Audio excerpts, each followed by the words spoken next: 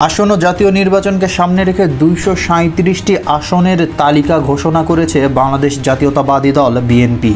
প্রাথমিক এই প্রার্থী তালিকায় রয়েছে ডক্টরস অ্যাসোসিয়েশন অব বাংলাদেশের বিভিন্ন পর্যায়ের ১১ জন চিকিৎসক। তবে বিএনপির মনোনয়ন তালিকায় নেই কোনো তারকামুখ। মনোনয়ন তালিকা নিয়েছিল নানা ধরনের গুঞ্জন। এবার রাজনীতির মাঠে নামছেন সঙ্গীত ও চলচ্চিত্রের জনপ্রিয় তারকারা, কিন্তু মনোনয়ন তালিকায় নেই তাদের নাম। শোনা গিয়েছিল বেবি নাজনীন, নীলফামারী ৪, রোমানা মোর্শেদ কনকচাপা সিরাজগঞ্জ ১, মনির খান ঝিনাইদহ ৩ আসন থেকে প্রার্থী হতে পারেন। এছাড়াও আলোচনায় ছিলেন আশরাফ উদ্দিন আহমেদ উজ্জ্বল, আসিফ আকবর, নাজমুন মুনিরা ন্যান্সি এবং শিবা শানু। নিজ এলাকায় নির্বাচনী প্রস্তুতিও নিয়েছিলেন অনেকে, কিন্তু শেষ পর্যায়ে বিএনপির প্রকাশিত মনোনয়ন তালিকায় দেখা গেল নেই কোনো তারকামুখ।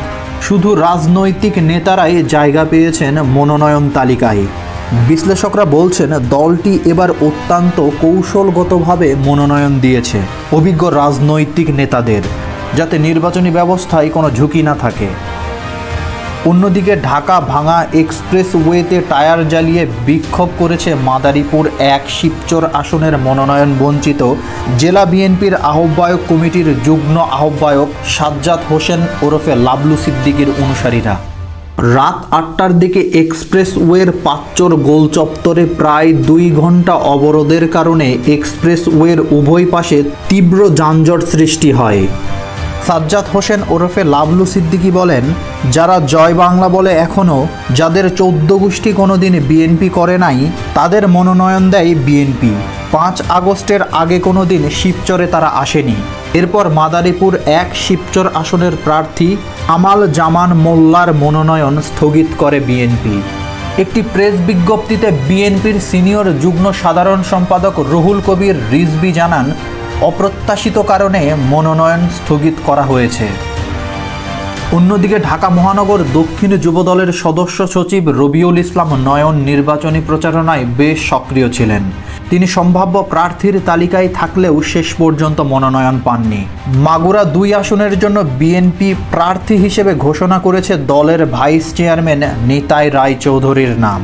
নয়ন মনোনয়ন না পাওয়ায় হতাশ না হয়ে দলের প্রতি আস্থা রেখেছেন এবং শান্তিপূর্ণ মনোভাব বজায় রেখেছেন। তিনি ফেসবুকে নিজের আইডিতে লিখেছেন এসব।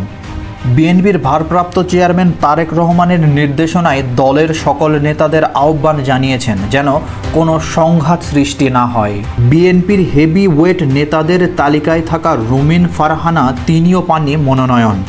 এ প্রসঙ্গে রুমিন ফারহানা বলেছেন, আমার মনোনয়ন আপাতত অন হোল্ড অবস্থায় রয়েছে। জোটগত সমঝোতার কারণে ৬৩টি আসন এখনও ঘোষণা করা হয়নি। দলের কিছু কর্মী মনোনয়ন না পেয়ে রাস্তায় বিক্ষোভ ও টায়ার পুড়িয়ে প্রতিবাদ করছেন। এ প্রসঙ্গে রুমিন ফারহানা বলেছেন, বড় দলে প্রার্থীর সংখ্যা স্বাভাবিকভাবেই বেশি থাকে। অনেক আসনে ১০ থেকে ১২ জন পর্যন্ত প্রার্থী থাকায় চূড়ান্ত নির্বাচন খুব কঠিন।